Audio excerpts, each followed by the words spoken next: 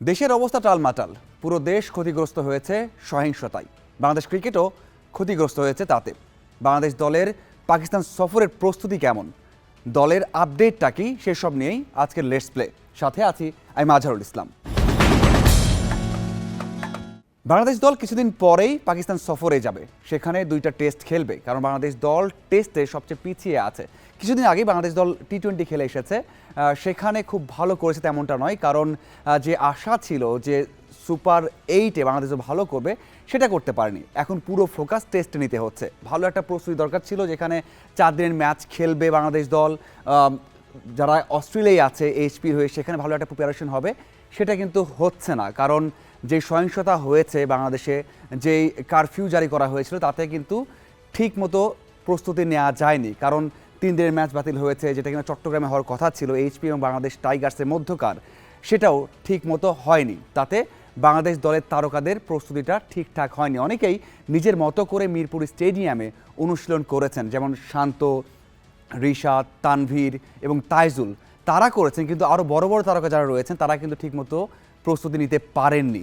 হয়তোবা পরিস্থিতি যখন আরও স্বাভাবিক হয়ে যাবে তখন তারা চট্টগ্রামে গিয়ে প্রিপারেশন নেবে। যারা কোচিং স্টাফের বেশ কয়েকজন এখনও দেশে আসতে পারেননি, যদিও সহকারী কোচ এবং ব্যাটিং কোচ দেশে রয়েছেন, তাদের অধীনেই অনেকেই অনুশীলন করছেন, অনেকেই অনলাইন বা ফোনে কথা বলে তাদের টেকনিক নিয়ে কাজ করছেন। তারপরেও বলা যায় যে এভাবে একটা টেস্ট ম্যাচের জন্য, টেস্ট সফরের জন্য প্রস্তুতিটা আদর্শ নয়। কারণ বাংলাদেশ দল পাকিস্তানে কোনো ভালো স্মৃতি নেই।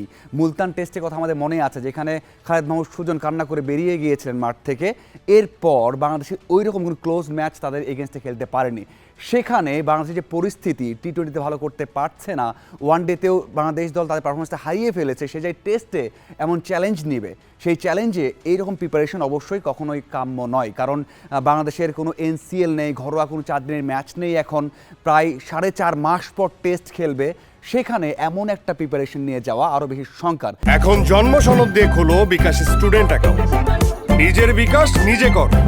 এছাড়াও কি শঙ্কার বিষয় থাকছে, সেখানে হচ্ছে সাকিব আল হাসান এই টেস্টে খেলবেন কি না। কারণ সাকিব আল হাসানের আমরা দেখেছি টি-20 বিশ্বকাপে ভালো করতে পারেননি, বেশ কয়টা ম্যাচে বলই করেননি, ব্যাটিংও ভালো ধারাবাহিকভাবে রান করতে পারেননি, এবং সবচেয়ে বড় বিষয় হচ্ছে তার টেস্ট খেলার ধারাবাহিকতা কমে গেছে। 2023 সালে একটা টেস্ট খেলেছেন, এই বছর একটা টেস্ট খেলেছেন, এর আগে আমরা দেখেছি কোনো বছরে 4টা ম্যাচ খেলেছেন, কোনো বছর 3টে ম্যাচ খেলেছেন, এইভাবেই টেস্ট খেলেছেন, এবং বিভিন্ন সময় আমরা দেখেছি বিভিন্ন কারণেই টেস্টটাকে ইগনোর করেছেন বা খেলেননি। এবার টেস্ট খেলবেন কিনা সে বিষয়ে নিয়ে কথা বলেছিলাম বোর্ড পরিচালকদের সাথে, তারা কিন্তু কোনো উত্তর দেননি এবং বলেছেন যে সময় আসলে বা যখন দল ঘোষণা করা হবে তখন হয়তো সবাইকে জানানো হবে। আরও বিষয় রয়েছে, সেটা হচ্ছে তাসকিন এবং এবাদত।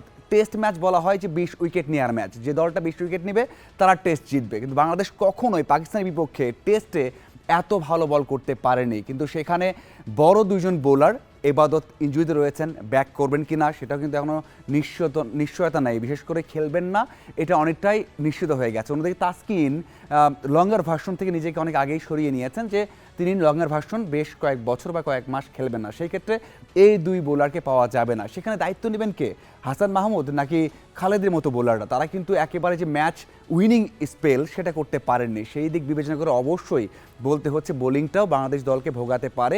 সেখানে তাইজুল হতে পারে বড় একটা ভরসা, এবং একজন পেসার যদি ভালো করতে পারেন তাহলেই হয়তোবা কম্পিট অথবা যেটা বলতে পারি যে একটা প্রতিদ্বন্দ্বিতা করা, সেটা করা যেতে পারে। তারপরেও মাথায় রাখতে হচ্ছে বাংলাদেশের ব্যাটিং লাইন আপটা একেবারে ভঙ্গুর হয়ে আছে।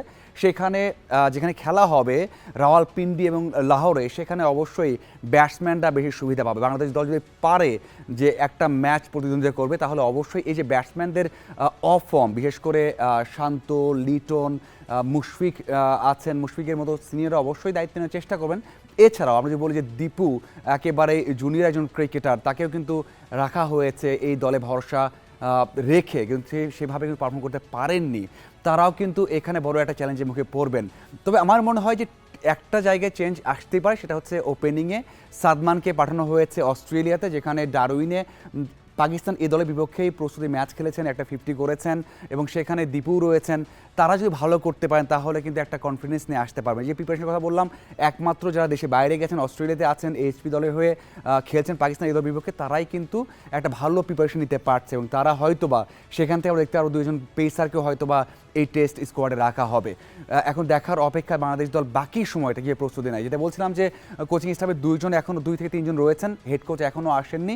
দেশের পরিস্থিতি এবং সবচেয়ে বড় বিষয় হচ্ছে একটা লম্বা ছুটি ছিল, সেই ছুটি কাটিয়েই হেড কোচ চলে আসবেন হয়তোবা কিছুদিনের মধ্যেই। তখন হয়তোবা একটা ভালো প্ল্যান করে চট্টগ্রামেই প্রিপারেশন নেওয়া হবে, কারণ ঢাকাতে এবং সিলেটে প্রিপারেশন নেওয়া যাচ্ছে না, কারণ সেখানে নারী বিশ্বকাপ রয়েছে। সেই বিশ্বকাপের জন্য এই 2 মাঠটাকে ফাঁকা রাখা হচ্ছে। বাংলাদেশ দলের প্রিপারেশনটা হবে চট্টগ্রামে এবং সেখানে হয়তোবা পরিস্থিতি ভালো হলে আগামী 3 থেকে 4 দিনের মধ্যেই প্রিপারেশনটা ঠিকঠাক করা যাবে এবং বাংলাদেশ দল যতটুকু সম্ভব সেরা প্রস্তুতিটা নেবে। তারপরে বলে রাখি যে বাংলাদেশ দল 4.5 মাস পর টেস্ট খেলবে এবং এই পাকিস্তানের এগেনস্টে বাংলাদেশের সেরকম কোনো বড় স্মৃতি নেই যে স্মৃতি নিয়ে বাংলাদেশ দল মাঠে নামবে।